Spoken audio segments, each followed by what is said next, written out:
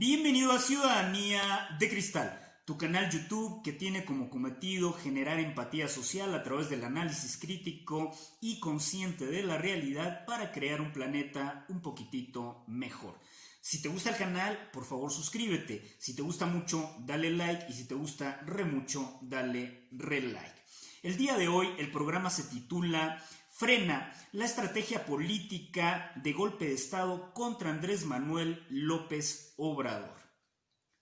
Sin duda alguna, el ascenso vertiginoso de Andrés Manuel López Obrador en una lucha de muchas décadas para poder posicionarse dentro de la preferencia del electorado y dentro de los basamentos de la política en México ha causado un cisma dentro de la oposición.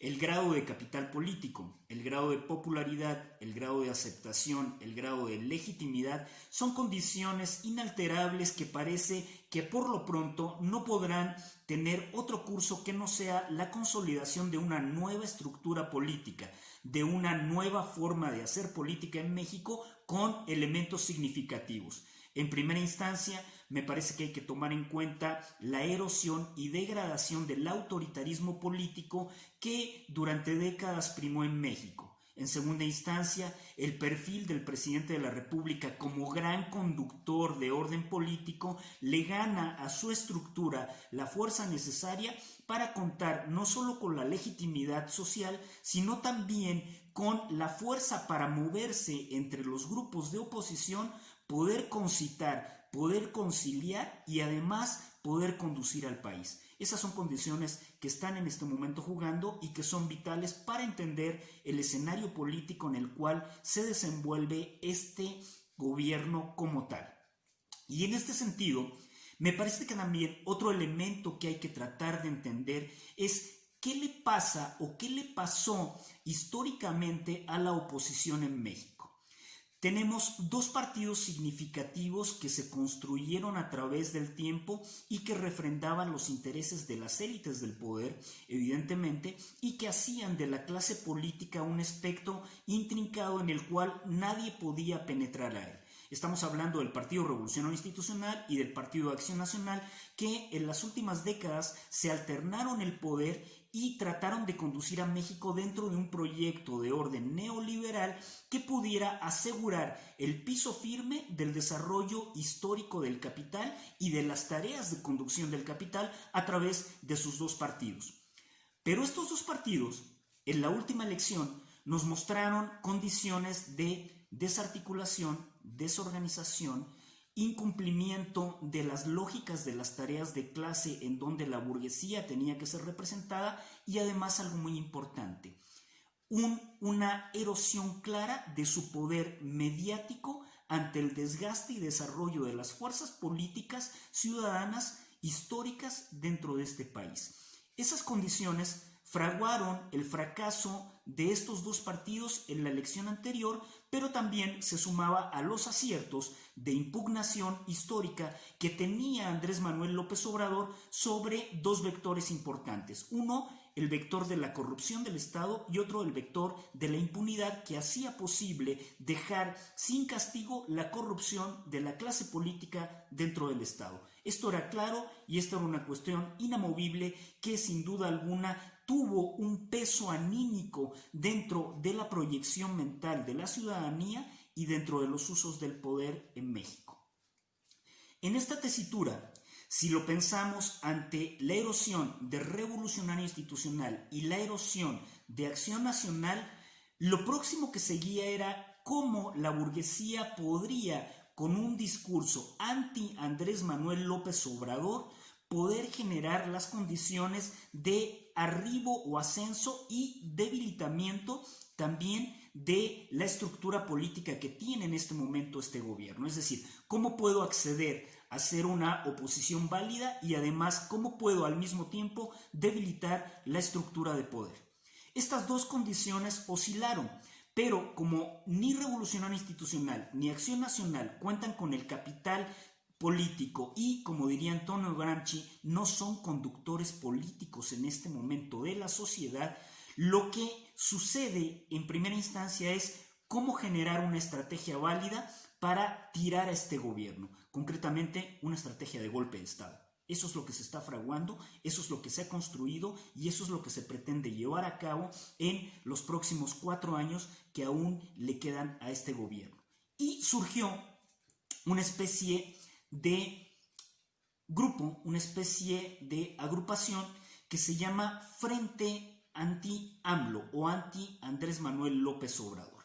Este frente, sin duda alguna, no contiene los elementos de un movimiento social, es decir, no tiene fuerza orgánica, no ha surgido de un anhelo necesario de depuración del poder político en forma de conciencia social, que son la mayor parte de los movimientos lo tienen como tal o los constituye como tal. No cuenta tampoco con formas estructurales claras que permitan hacer frente dentro de una estrategia política clara, mensurable y además con dirección como un vector que tenga magnitud y sentido,